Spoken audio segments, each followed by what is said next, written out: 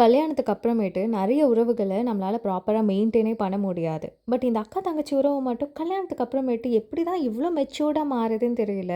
வயசாயிடுச்சு அதனால மெச்சூரிட்டி வந்துடுச்சா? இல்ல ரொம்ப தூரமா இருக்கோம். எப்பயாவது தான் மீட் பண்றோம். அப்பயும் அடிச்சு புடிச்சுட்டு இருந்தா நல்லா இருக்காதுன்றதுக்காக ஒண்ணா சுத்துறோமான்னு தெரியல. ஒரு 20 டேஸா என்னோட சிஸ்டர்ஸோட ஜாலியா என்ஜாய் பண்ணேன். எங்களோட சிஸ்டர் கூட்டத்தில இப்ப புதுசா ஒருத்தவங்களும் ஆட் ஆயிருக்காங்க. கண்டிப்பா அவங்களையும் நாங்க சிஸ்டரா தான் பார்க்குறோம். அண்ணியாலாம் பார்க்கறதே கிடையாது. லிட்ரலி ஒரு 15 நாள் அம்மா வீட்ல இருந்தேன். பெருசா எந்த ஒரு வீடியோஸுமே எடுக்கல. ஆல்ரெடி எடுத்த வீடியோஸ அப்படியே மேட்ச் பண்ணி போட்டுட்டு வந்தாச்சு. இவங்களும் என்ன சென்ட்ரல் வந்து வழி அனுப்பிச்சுட்டாங்க. அகைன் எப்போ இது மாதிரி லாங்கா இவங்க கூட ஸ்பெண்ட் பண்ண போறேன்னு தெரியல. பட் சீக்கிரமா சென்னைக்கு ஒரு ட்ரிப்ப பிளான் பண்ணிட வேண்டியது தான். இப்போ கேரளா ரீச் ஆயாச்சு.